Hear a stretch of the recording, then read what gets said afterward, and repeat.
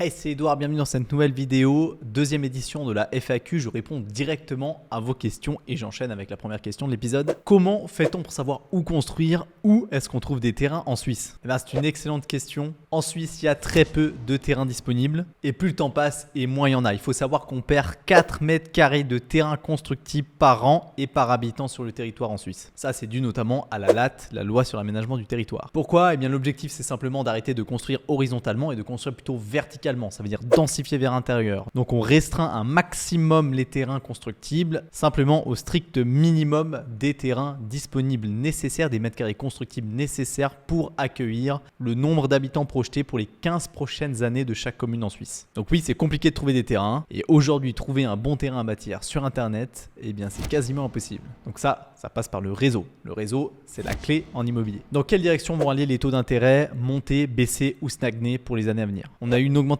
massive des taux d'intérêt, comme partout sur Terre, en 2 ans. Mais maintenant, ça fait quelques mois que les taux d'intérêt se sont stabilisés. Ils sont même redescendus un petit peu. Et puis, effectivement, la BNS a arrêté d'augmenter les taux. Donc, dans l'idée, les projections disent que d'ici 2024, fin 2024, les taux d'intérêt devraient recommencer à baisser pour les prêts hypothécaires en Suisse. Maintenant, personne n'a la science infuse et personne n'a de boule de cristal pour savoir si c'est vrai ou pas que les taux d'intérêt vont rebaisser l'année prochaine. Donc, n'attendez pas que les taux d'intérêt baissent pour acheter. Il faut savoir que les prix de l'immobilier ne vont pas chuter en Suisse. C'est juste impossible. Donc oui, il y a une petite correction aujourd'hui. Oui, ils vont se stabiliser un petit peu, mais c'est maintenant en tant qu'acheteur que vous pouvez trouver des opportunités et acheter en négociant les prix. Un bien en DDP peut-il prendre de la valeur avec l'augmentation des coûts de construction? Si vous achetez un bien immobilier en DDP, ça veut dire que vous achetez que le bâtiment et vous achetez pas le terrain qui va avec. En gros, vous êtes locataire du terrain et vous êtes propriétaire uniquement du bâtiment qui est posé sur le terrain. Le gros problème avec ce système, c'est que vous profitez pas de l'augmentation de valeur du patrimoine qui est le terrain, le patrimoine le plus important parce qu'il ne perd pas de valeur avec le temps. Alors que quand vous êtes propriétaire d'un DDP, au final, eh bien, vous êtes propriétaire que des murs, que des matériaux et eux perdent de la valeur avec le temps au lieu d'en prendre puisqu'il faut les entretenir, les rénover. C'est ce qu'on appelle d'ailleurs la vétusté. Maintenant, en étant propriétaire d'un DDP, eh bien, vous profitez quand même de la prise de valeur du terrain directement parce que votre bien immobilier étant bien placé et peut-être de mieux en mieux placé si la situation est bonne et de plus en plus attractive, eh bien dans ce cas-là, la valeur de votre DDP a de plus en plus de valeur puisqu'il est bien placé. Mais c'est vrai et c'est très pertinent qu'au final, quand vous êtes propriétaire d'un bien immobilier en DDP, il y a une grosse problématique parce que vous n'êtes pas propriétaire du terrain et donc le patrimoine qui ne perd jamais de valeur dans le temps, eh bien ne vous appartient pas. Donc oui, un bien immobilier en DDP peut prendre de la valeur parce que les coûts de construction augmentent. Si vous pouvez louer plus cher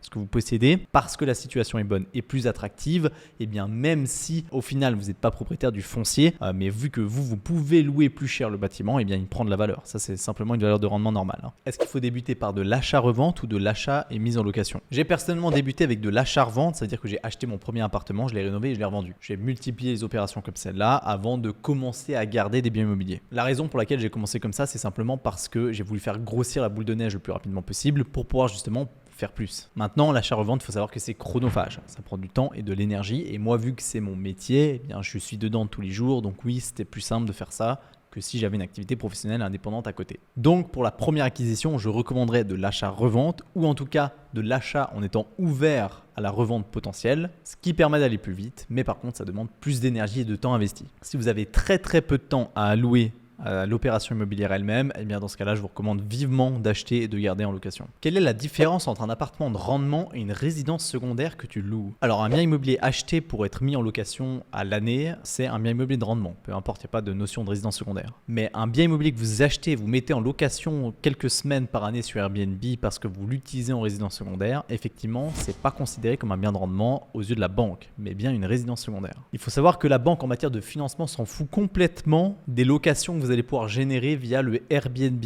Elle n'est pas du tout fan de ça et puis pour elle, c'est pas sustainable. Donc si vous voulez faire du rendement avec un financement pour du rendement, je vous recommande de louer à l'année, c'est même votre seule solution. Et si vous voulez faire du Airbnb, dans ce cas-là, eh bien, à partir du principe que vous allez devoir supporter les charges vous-même avec vos revenus et pas avec les locations que vous allez générer. En tout cas, aux yeux de la banque pour le financement. Petite subtilité tout de même, un bien immobilier en résidence secondaire, ça veut dire louer en Airbnb. Même si ça a 100% loué en Airbnb, ça reste considéré comme une résidence secondaire, typiquement aux yeux de la LRS, la loi sur les résidences secondaires. Donc si vous achetez aujourd'hui dans une station de ski en Suisse un immeuble neuf ou un appartement neuf et que vous le mettez en location courte durée en Airbnb, eh bien sachez que vous n'avez pas le droit. Vous n'aviez pas le droit et les communes vérifient et elles vont vous tomber dessus et vous allez devoir arrêter et mettre en location à l'année. Donc partez pas du principe sur votre plan financier que vous allez louer à la semaine très cher. En Suisse romande, est-ce que je peux commencer à investir avec 40 000 francs de fonds propres? Oui, c'est tout à fait possible. J'ai personnellement commencé avec 50 000 francs. C'est un poil plus, mais c'est possible d'acheter avec 40 000 francs. Ce sera plutôt par contre un studio. Donc oui, c'est possible de trouver un studio dans les cantons de Neuchâtel, Fribourg, Valais ou Jura. Maintenant, je précise aussi que c'est possible pour les premières acquisitions de se faire financer à hauteur de 80%. Ça veut dire 20% de fonds propres, même pour un investissement, même pour un bien de rendement. Est-ce que commencer par acheter des studios est une bonne idée?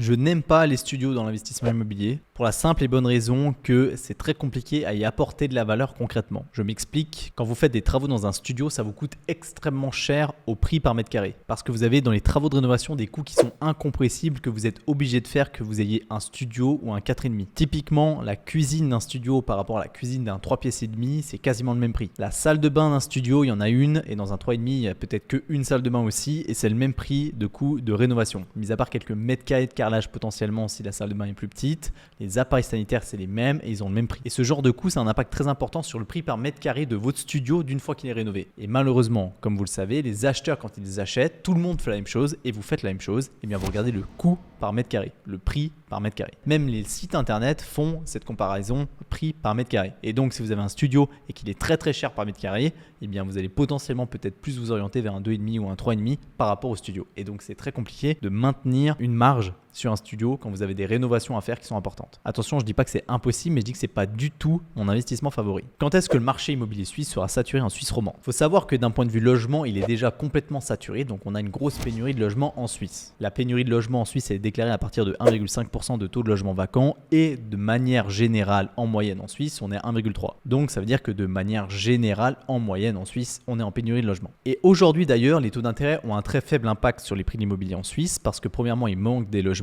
et deuxièmement, les banques calculent avec un taux d'intérêt de 5% de charge théorique et donc les personnes qui pouvaient acheter avant l'augmentation des taux peuvent toujours acheter maintenant. D'un point de vue financement pur, ça change absolument rien. Sauf que oui, dans la tête des gens, les coûts réels ont augmenté. Mais le seul moyen que vous avez en Suisse aujourd'hui, s'il fallait diminuer les prix de l'immobilier, c'est simplement augmenter l'offre. C'est pas très compliqué, hein. La demande est élevée, on n'a pas assez d'offres, on fait simplement augmenter l'offre. Et comment est-ce qu'on augmente l'offre en immobilier? Eh bien, on construit plus. Et aujourd'hui, on a tellement de restrictions et de contraintes d'un point de vue législatif pour la construction que non, on n'arrive pas à construire plus. Donc non, je vois pas comment les prix de l'immobilier pourraient chuter. Quel est le conseil que j'aurais aimé avoir avant de commencer dans l'immobilier? Je pense que ça aurait été de maintenir absolument le réseau que j'ai à disposition. À mon avis, je l'ai sous-évalué pendant très longtemps où j'ai pas pris la peine de vraiment garder contact avec les gens. Typiquement, j'ai fait énormément de visites au tout début avec beaucoup de courtiers différents pour trouver des opportunités et puis très souvent, je donnais jamais de nouvelles parce que ça m'intéresse pas et puis je voulais pas perdre du temps à donner des nouvelles ou à relancer les courtiers. Ça, à mon sens, c'est une grave erreur parce que moi-même en tant que courtier, déjà c'était chiant les clients comme moi. Et deuxièmement, ça donne quand même une image qui manque de professionnalisme au courtier. Et puis évidemment, il ne va pas mettre des efforts massifs pour vous donner des nouvelles si vous daignez même pas lui répondre. Donc oui, faites très attention au réseau parce que c'est l'élément fondamental qui va vous créer des opportunités dans l'immobilier, surtout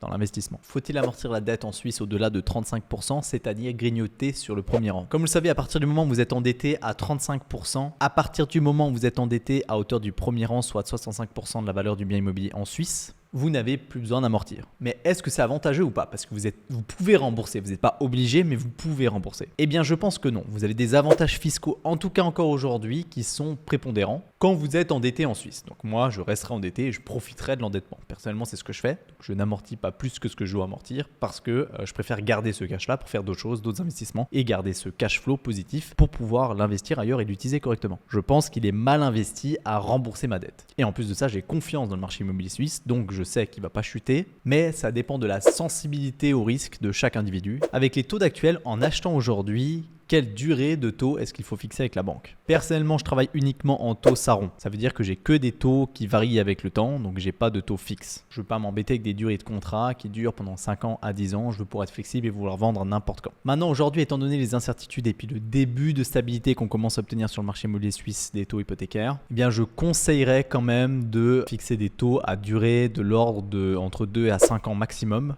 Les projections, c'est ça, que les taux d'intérêt diminuent à partir du deuxième semestre 2024. 2024. Maintenant, personne n'a de boule de cristal, donc personne ne peut savoir. Donc on verra bien ce que ça donne. Est-ce qu'il faut acheter une maison en Suisse ou pas? Les maisons en Suisse sont des petits trésors, c'est une certitude. Premièrement parce qu'on n'en construit plus. Deuxièmement parce que le mètre carré en Suisse de terrain devient extrêmement rare. Il faut savoir qu'on perd 4 mètres carrés de terrain constructible en moyenne par habitant par année sur le territoire en Suisse. Donc chaque propriétaire de petits mètres carrés de terrain en Suisse a beaucoup de chance et devrait l'exploiter correctement. Et les maisons aujourd'hui, ça se raréfie de plus en plus à cause de la loi sur l'aménagement du territoire qui veut absolument qu'on arrête de construire horizontalement. Ça veut dire qu'on arrête de construire des maisons et qu'on construise plutôt des immeubles pour empiler les gens à la place de les étaler. Ça, on l'a voté en Suisse, c'est nous qui l'avons accepté. Et c'est pour ça que je dis que les maisons sont des opportunités qui seront rares à l'avenir parce qu'on n'en construit plus et on va en construire de moins en moins. Ça ne m'étonnerait pas à terme que ce soit interdit complètement de construire une maison individuelle. Comment passer des travaux effectués personnellement en fonds propres? Eh bien pour chaque artisan, architecte, dessinateur en bâtiment, ingénieur, vous avez de l'or entre les mains et vous pouvez optimiser votre rapport en fonds propres très facilement. Typiquement, vous achetez un appartement 500 000 francs avec 100 000 francs de travaux, soit 600 000 francs au total, vous pouvez justifier jusqu'à hauteur de 60 000 francs des travaux personnels que vous effectuez vous-même. Alors attention, vous devez justifier vos capacités, ça veut dire directement avec un certificat fédéral de capacité ou bien avec de l'expérience professionnelle, une activité professionnelle, un justificatif concret. Typiquement pour l'architecte, ça peut être les plans et l'ADT, donc ça peut augmenter quand même drastiquement